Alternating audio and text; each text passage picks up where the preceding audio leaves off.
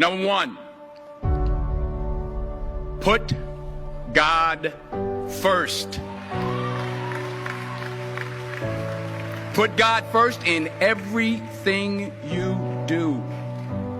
Everything that you think you see in me, everything that I've accomplished, everything that you think I have, and I have a few things, everything that I have is by the grace of God. Understand that. It's a gift. 40 years ago, March 27th, 1975, it was 40 years ago, just this past March, I was flunking out of college. I had a 1.7 grade point average. I hope none of you can relate. I had a 1.7 grade point average. I was sitting in my mother's beauty shop. They still call it beauty shop now? What they call it now? Yeah, I was sitting in the beauty parlor.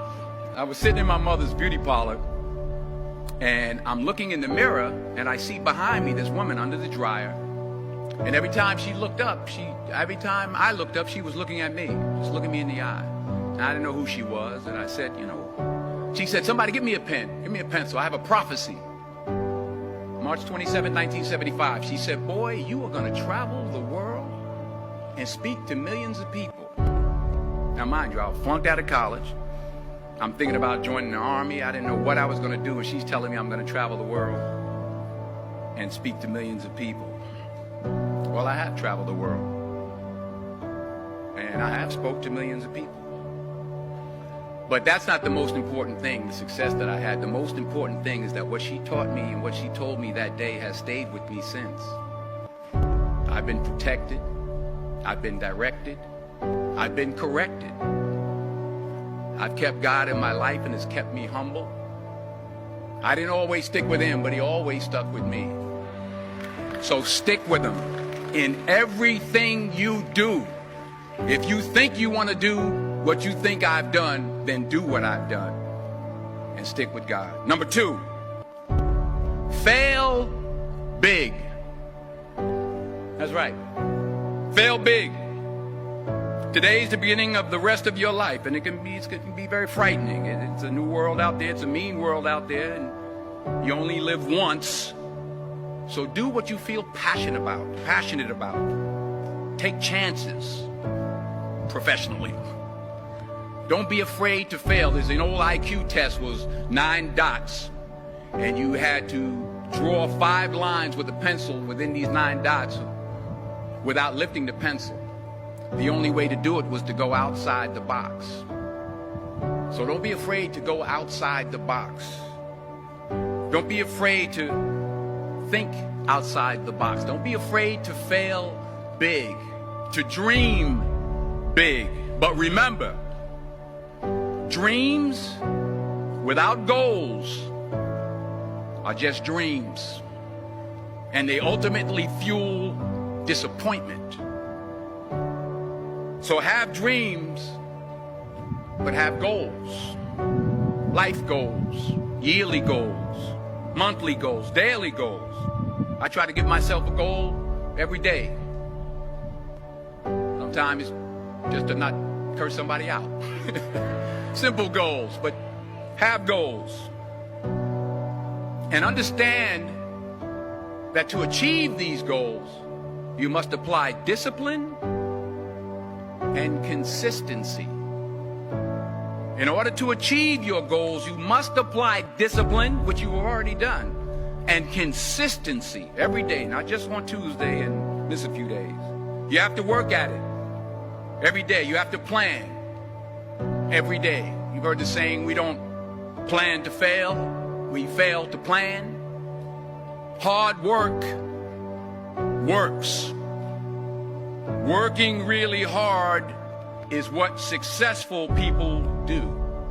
And in this text, tweet, twerk world that you've grown up in, remember, just because you're doing a lot more doesn't mean you're getting a lot more done.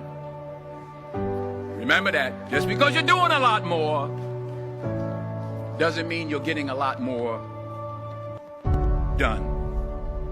Don't confuse movement with progress. My mother told me, she said, yeah, because you can run in place all the time and never get anywhere. So continue to strive, continue to have goals, continue to progress. Number 3, you'll never see a U-Haul behind a hearse. I'll say it again. You'll never see a U-Haul behind a hearse. I don't care how much money you make, you can't take it with you. And it's not how much you have. It's what you do with what you have. We all have different talents. Some of you will be doctors, some lawyers, some scientists, some educators, some nurses, some teachers. Yeah, okay. Some preachers. The most selfish thing you can do in this world is help someone else. Why is it selfish? Because the gratification, the goodness that comes to you, the good feeling that I get from helping others, nothing's better than that. Not jewelry, not big house I have, not the cars, but it's the joy. That's where the joy is, in helping others. That's where the success is. Finally, I pray that you put your slippers way under the bed tonight, so that when you wake up in the morning, you have to get on your knees to reach them. And while you're down there, say thank you for grace. Thank you for mercy. Thank you for understanding. Thank you for wisdom. Thank you for parents. Thank you for love. Thank you for kindness. Thank you for humility. Thank you for peace. Thank you for prosperity. Say thank you in advance for what's already yours. That's how I live my life. That's why I am. One of the reasons why I am today. Say thank you in advance for what is already yours. True desire in the heart for anything good is God's proof to you, sent beforehand to indicate that it's yours already. I'll say it again. True desire in the heart, that itch that you have, whatever it is you want to do, that thing that you want to do to help others and to grow and to make money, that desire, that itch, that's God's proof to you, sent beforehand already to indicate that it's yours. And anything you want good, you can have. So claim it. Work hard to get it. When you get it, reach back. Pull someone else up. Each one, teach one. Don't just aspire to make a living. Aspire to make a difference.